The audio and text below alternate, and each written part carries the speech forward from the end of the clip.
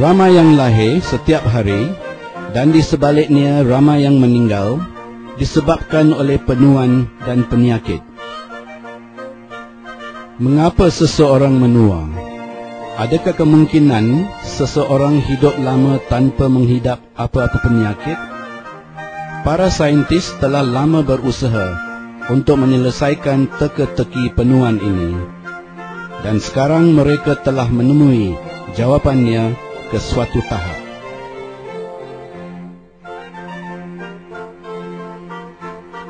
Air alkali adalah suatu daripada jawapan untuk teka-teki itu. Sains moden telah mendedahkan sebab penuaan adalah mudah daripada apa yang kita sangka. Didapati punca penuaan adalah daripada makanan kita.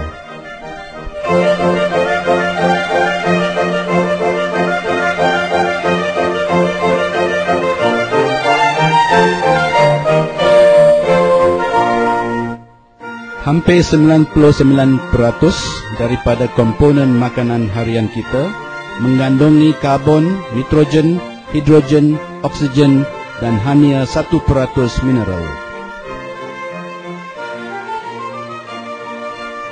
Mineral dibahagi kepada dua bahan, iaitu mineral alkali dan mineral acidic. Mineral alkali dalam makanan menjadi sisa alkali selepas penghadaman.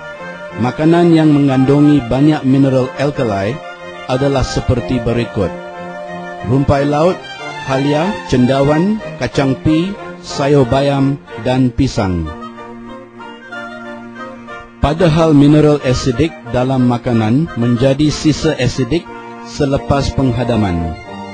Makanan yang mengandungi banyak mineral acidic adalah seperti berikut: nasi, kuning telur, ayam, gandum, daging kambing biri-biri dan daging lembu. Sisa acidic dikumuhkan daripada tubuh badan manusia dalam bentuk air kencing dan peluh. Tetapi sisa yang tidak dikumuhkan akan mengeliling sepanjang peredaran darah di dalam badan. Sisa acidic ini akhirnya akan berkumpul di saluran peredaran darah kita dan mungkin akan menyumbat. Ekoran ini pembekalan oksigen dan nutrien ke sel-sel tubuh manusia akan terlucut dan akan menjadikan sel-sel ini tidak aktif untuk penghasilan semula. Inilah sebabnya manusia menjadi tua.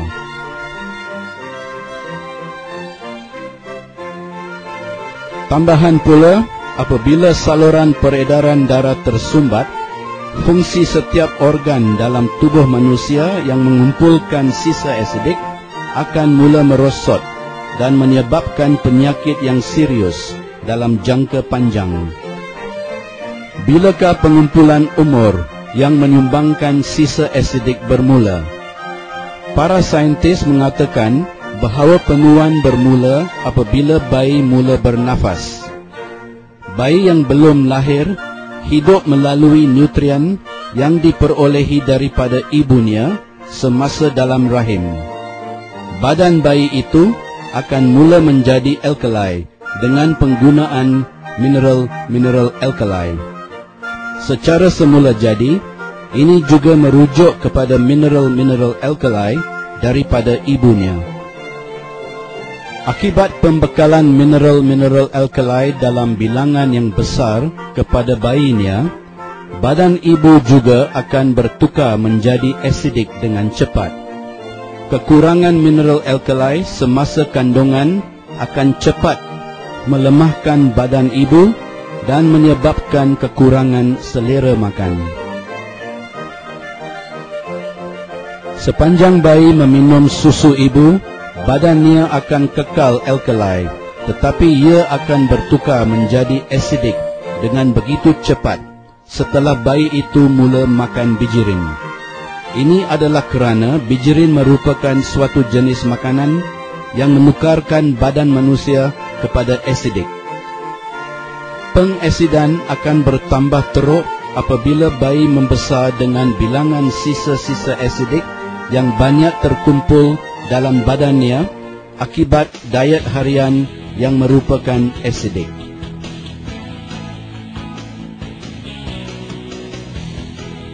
Dalam kehidupan hari ini, ramai yang berhubung dengan air dan udara yang tercemar dan juga terseksa akibat tekanan yang nyatanya menghasilkan sisa asidik. Mereka juga menderita dari pelbagai jenis penyakit dibawa oleh proses penuaan yang cepat yang berasal daripada sisa-sisa ini. Adakah sebarang penyelesaian utama untuk penuaan dan penyakit-penyakit ini? Jika punca penuaan terletak pada sisa asidik, maka jawapan untuk hidup yang lebih lama terletak dalam penghapusan sisa asidik tersebut. Maka untuk menetralkan makanan asidik, air alkali mungkin adalah jawapannya. Kebanyakan doktor mencadangkan diet vegetarian kerana mineral alkali dalam sayur-sayuran membantu menetralkan sisa-sisa asidik. Tetapi apa yang mereka tidak tahu adalah bahawa sayur-sayuran hanya mengandungi kandungan mineral alkali yang sedikit. Dan itulah sebabnya mengapa sayur-sayuran harus diambil dalam kuantiti yang banyak. Meminum kuantiti air yang banyak adalah satu cara yang lain untuk menetralkan badan manusia yang asidik. Sebuah pusat kanser di Amerika menunjukkan peningkatan yang amat besar dalam terapi kanser yang dijalankan ke atas 1,000 pesakit dengan meminum 7 gelas air semula jadi sehari. Penyelidikan mereka menyimpulkan bahawa mineral alkali dalam air semula jadi pH 7.5 menetralkan sisa asidik dan ini membantu mencegah kanser. Walaupun sayur-sayuran dan air semula jadi mengandungi sedikit mineral alkali, kesan terapeutik memang secara ajaibnya tinggi.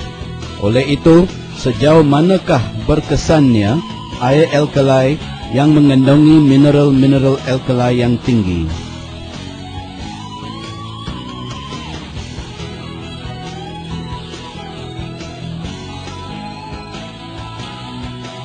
Air merupakan asas kehidupan.